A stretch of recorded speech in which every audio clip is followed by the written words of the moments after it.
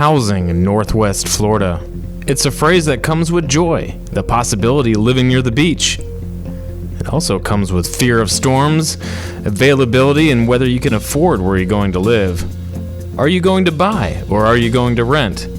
The trick to successfully renting a home or apartment in Northwest Florida involves showing up with a deposit in hand and filling out an application before ever visiting the actual property.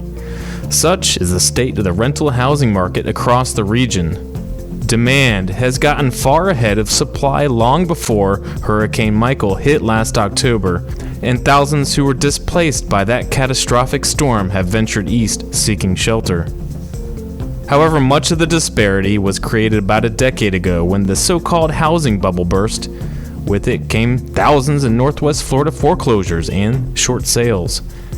And when it comes to housing thousands of military personnel and their families who call Northwest Florida home, for a couple of years at least, if not longer, can take advantage of a housing alliance that currently covers 95% of their housing costs.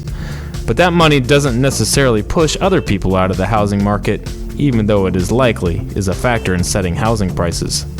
Also, proximity to Eglin Air Force Base, the largest Air Force base in the world land-wise, has also forced the supply of housing to certain areas that cannot expand anymore.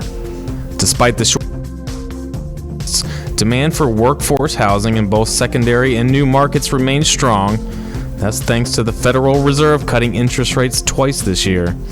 Like Northwest Florida, lower-cost homes across the country are especially rare. And though wages have gone up to allow people to afford more, the cost of renting and owning has gone up along with it.